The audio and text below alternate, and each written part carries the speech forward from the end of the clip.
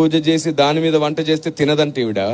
అదే నిజమైతే రైతు భూమి పూజ చేసే వరి పండిస్తున్నప్పుడు నువ్వేం తినకూడదు? మరి తినేస్తున్నావే. షాపుల్లోంచి నువ్వు బ్యాగులు తీసుకొచ్చినప్పుడు దాని మీద ఎవరి ఫోటోలు ఉంటున్నాయి? వారి ఇష్టదైవం ఫోటోలే ఉంటున్నాయి. మరి ఎలా తెచ్చుకుంటున్నావు? ఉదయం నువ్వు షాపుకి వెళ్ళి 1 కేజీ షుగర్ కావాలని అంటే ఫస్ట్ వాళ్ళు షాప్ తెరిచి ఏం చేస్తారు? తమ ఇష్టదైవానికి మొక్కి షాప్ అంతా తిప్పి మళ్ళీ తర్వాత డబ్బుల పెట్టెలో కూడా ఆ తర్వాతే కదా నీకు ఇస్తున్నారు. ఆ లెక్క ప్రకారం నువ్వు ఏ షాపులో ఏం కొనకూడదుగా. మరి ఎందుకు కొంటున్నావు? చివరికి కటింగ్ షాప్కి వెళ్తే కూడా వాడు పూజ చేయకుండా కట్ చేయట్లేదు. ఎందుకు కట్ చేయించుకుంటున్నావు?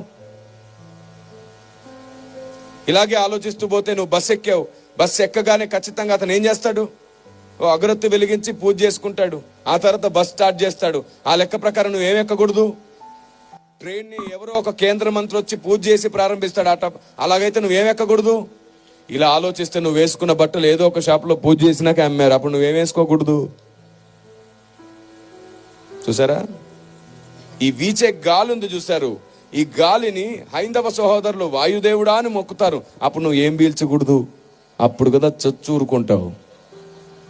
బుద్ధి లేని లాజిక్లన్నీ పెట్టి క్రైస్తవ్యాన్ని ఇంకా వ్యతిరేకంగా శత్రువులుగా మార్చేస్తారా? సువార్తకి ఇంకా ఆటంకంగా నిలబడతారా? ఇలాగ ఆలోచిస్తే మీకు తెలుసా, మీరు వేసుకునే చెప్పులు, మనం వాడే ఫోన్,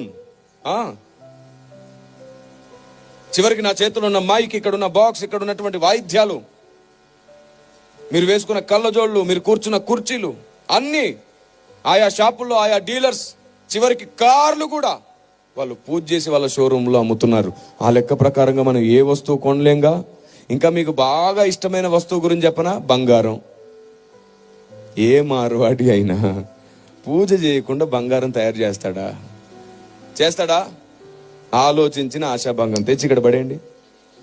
పాస్టర్లు అందరు కలిసి మళ్ళీ ఇదే కొత్త సంవత్సరం ఇంకా పెద్ద సభ పెడతారు. అప్పుడు మొత్తం మండలం వచ్చి సువార్త వింటారు.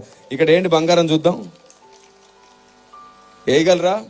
అమ్మో, ఇది నా బంగారం, పూజ చేసిన బంగారంగా. మరి ఇలా ఉంటుంది. చాలండి, ఇంకెంతకాలం ఈ అజ్ఞానం చెప్పండి. అందుకే మనకి ఏదైనా గొప్పగా అనిపిస్తే పరిగెత్తొద్దు. మోకరించి దేవుణ్ణి అడగండి, ఇది కరెక్టేనా ప్రభు అని. మన జ్ఞానానికి పరిధి ఉంది. ఆయన జ్ఞానం అమితమైనది. ఆమేన్. అనంత జ్ఞాని ఆయన.